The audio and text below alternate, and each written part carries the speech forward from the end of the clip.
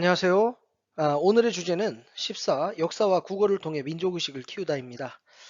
개항 이후의 민족 문화를 다룬 주제인데요. 기존 교과서들은 이 부분을 백화점식으로 나열적으로 다루는 경우가 많았습니다. 그러다 보니 또 학생들이 외울 게 많은 문화 파트는 외울 게 많고 너무 어렵다, 지루하다 이렇게 생각하는 경우가 있었는데요.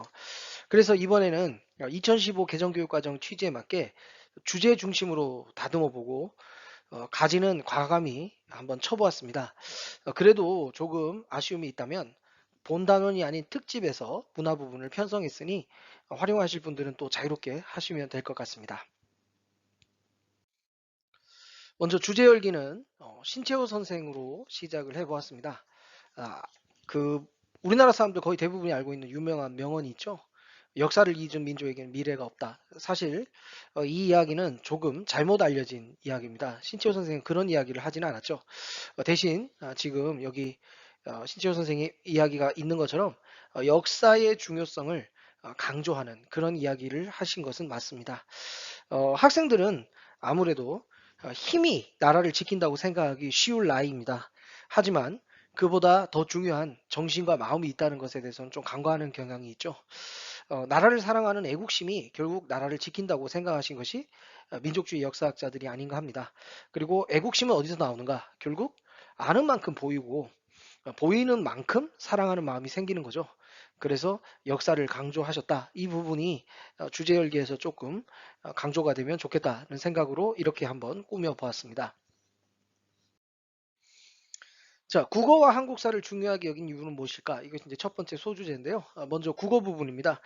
국어 하면 신채호 선생만큼 상징적인 인물이 바로 주시경 선생이 되겠죠.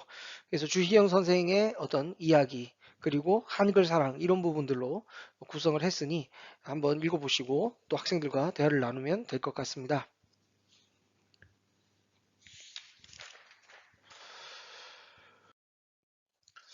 자, 역사로 가보겠습니다. 역사에서는 이제 박은식 선생과 신채호 선생 이야기가 나오는데요. 신채호 선생은 앞에 이야기를 좀 다루었고, 그보다 선배라고 할 수 있는 이 박은식 선생도 국혼을 강조하였다. 이런 이야기를 해서 같은 맥락임을 좀 이해시키면 될 것 같습니다. 자, 그 다음에 종교입니다. 종교는 사람들의 의식에 어떤 영향을 주었을까? 이런 제목을 소주제로 다뤄보았는데요. 여기서는 크게 종교를 셋으로 나누었습니다. 유교와 불교 같은 그 우리나라에 옛날부터 있었던 전통 종교. 그리고 두 번째, 그러니까 거의 그 시대로서는 최근에 생겨난 새로운 종교, 천도교와 대종교, 민족 종교. 그리고 마지막으로 천주교와 개신교를 중심으로 한 그 외래 종교인데요. 유교와 불교, 천도교와 대종교 각각 이 시기 민족의식을 고취하고 어떤 새로운 국가를 만들어 보자는 그런 문제의식을 주었고요. 또 천주교와 개신교 같은 경우에는 외래 종교이긴 하지만 어떤 신분제 타파와 양성평등 같은 새로운 근대 사상에 영향을 주면서 새로운 나라, 새로운 길을 제시하는 그런 역할을 한 것 같습니다. 자료톡톡에는 박은식 선생의 유교구신론이 제시되어 있습니다. 종교라는 것은 진리의 가르침이지만 워낙 큰 가르침이기 때문에 이 가르침이 잘못되었다고 문제 제기를 하기가 어려울 것 같습니다.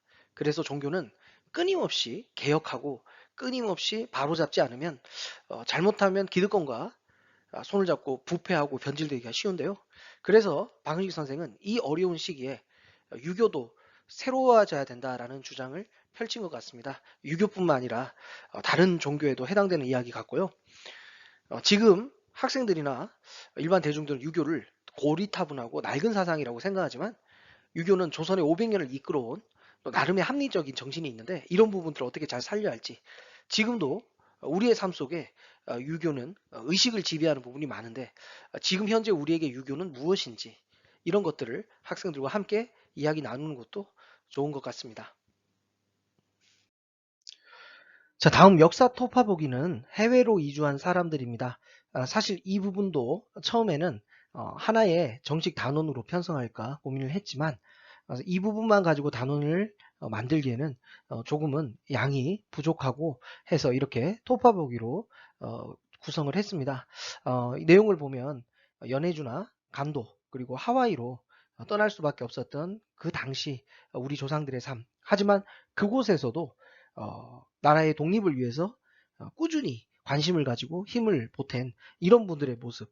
지금도 세계 각지에 퍼져 있는 교포들이 끊임없이 우리나라의 발전과 민주화에 관심을 기울이는 이런 부분과 또 연결이 될 수 있을 것 같더라고요. 한번 같이 이야기 나눠보면 좋을 것 같습니다.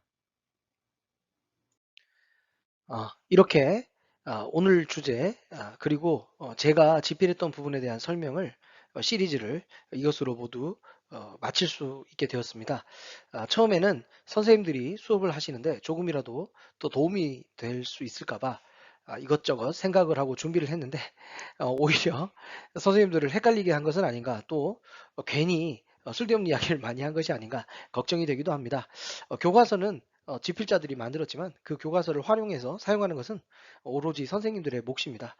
계속 서로 소통을 하면서 또 이 교과서를 수정할 수 있으면 수정하고 또 이후에 이 교과서로 또 다양한 활동을 만들 수 있는 것들은 어, 제공할 수 있는 그런 교과서 집필팀이 될 수 있도록 노력하겠습니다. 다음 주제는 또 새로운 선생님들께서 설명을 해주실 예정입니다. 계속 들어주시고 계속 관심 가져주시면 감사하겠습니다. 고맙습니다. 여기까지 하겠습니다.